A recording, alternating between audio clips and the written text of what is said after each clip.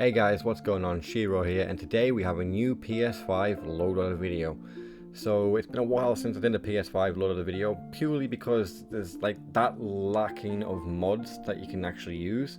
But I feel like I've managed to scourge the very bowels of Bethesda to find the best mods to use, and I've compiled them all into this one neat little loadout for you guys to use.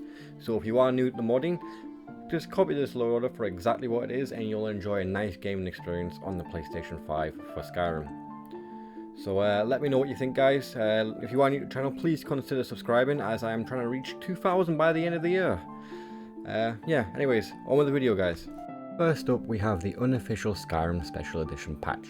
This mod fixes bugs and glitches Bethesda themselves never got round to fixing. Following that, we have the Fendrix Magic Reloaded Part 1 and 2. This adds in loads of new magical spells to the game and it looks really fun to use. Following that, we have Food and Hunt Overhaul.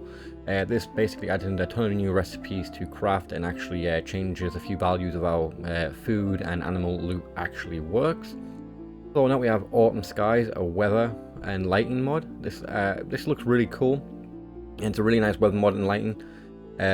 A lot of them are like more like grim weathers, not like always summery, which I prefer, to be honest, because I just think summer in games looks a bit meh. It looks a bit washed out in every game that I've played. So I kind of like this aesthetic and it looks really nice and it fits the Skyrim world really well. Following that, we have Dense Grass PS4. Obviously this works for the PS5 as well. It just increases the density of the grass that's in the game. Following that, we have Landscape Fixes for grass mods. This just makes sure no grass pokes through the areas of the map that you wouldn't expect to see it. Following that, we have Anna's Skyrim Texture Overhaul. This retextures Whiterun, Solitude, small villages and common furniture. Following that, we have Immersive Movement. This changes how the players, NPCs and animals and creatures move in game to make them feel more believable and realistic. Following that, we have Immersive Citizens AI Overhaul. This overhauls the AI of the NPCs within the game to make them act a bit more natural and make them feel like they're actual real living beings within this world. Following that, we have Realistic Conversations. This adds in more dialogue options when you are speaking to NPCs, so actually feel like you're having a complete conversation with someone instead of just saying the one line and moving on. Following that, we have Lightly Populated Settlements. This adds in a few NPCs to the major holds, I believe, and I believe some to the smaller villages as well. Following that, we have Immersive Patrols. Skyrim's a civil war. You should expect to see the holds patrolling their areas to make sure that no one's invading or anything like that, and it's a really cool mod. On that, we have Rain and Snow FX. So when it rains, you'll see that your character's getting wet, and he or she will drip like from their body, and obviously it'll show that there's water dripping from them. And obviously when it's snowing, you'll see yourself covered in like snow and frost. Moving on from there, we have IA92's additional face presets. Adds in some new face presets for the male and female characters. Following that, we have Skyrim Vanity Kit PS4 edition. Again, I'm pretty sure this works with the PS5. Well, it does. I'm using it. Adds in some new options for customizing your character. Following that, we have Magical College of Winterhall. This overhauls the interiors of the College of Winterhall, making it look a bit more magical, as you would say. Following that, we have Point the Way. Adds more signs to the road signs, so you can actually plot out your route by following the road signs instead of having to open the map, which is quite immersive. After that, we have Wooden Bridges. Replaces some of the stone bridges within the game with some unique wooden bridges that look actually really cool. Following that, we have Lampposts of Skyrim. This adds lampposts along the roadside so you can actually see what you're doing at night, especially with this weather mod because it does get a little bit dark. After that, we have Simply More Trees. This adds in over 2,000 new trees to the game and looks amazing. It's probably one of the best mods you can get for like PlayStation modding, because it doesn't change, but it adds so much. The fact that only adding trees in can make the game look completely different is really, really cool. Following that, we have Whiterun River Improved. Adds trees alongside the river, Whiterun River. I have to mention there is a floating log, but I'm choosing to ignore it because this is a really cool mod and there isn't too many like it. So yeah, just going to go with this one for now. Following that, we have Immersive Fallen Trees. This adds obviously immersively fallen trees into the game. After that, we have JK Skyrim, the Great Cities compatible version.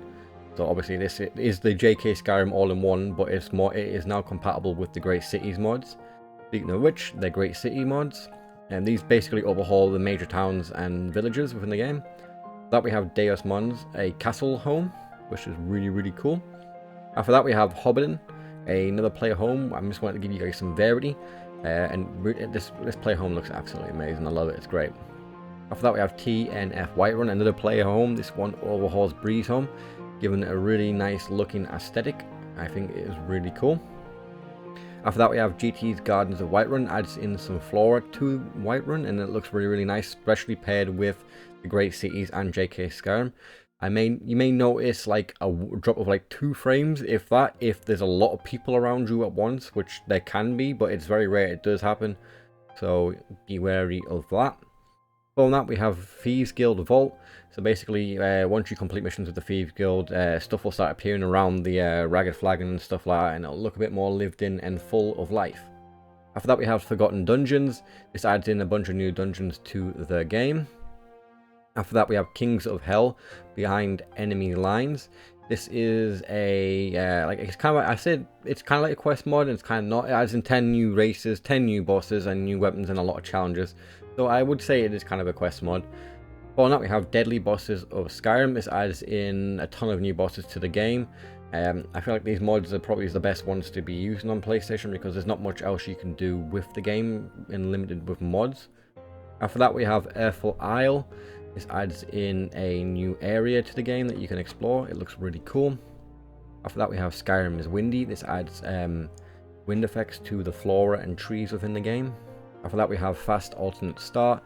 Just a quicker way to get past the vanilla start, and you can start the game really quickly. After that we have ELE Interior Lighting Overhaul. This overhauls the interior lighting of the game. And finally we have Water and Terrain Enhanced. This overhauls the water and terrain textures, making them look really cool. So yeah guys, that is the complete lore. Let me know in the comment section down below if you did like it guys. Leave a like, subscribe to the channel if you are new, like I said, trying to reach 2,000 by the end of the year. And anyways, this has been Shiro. I'll catch you all on the next one. Peace.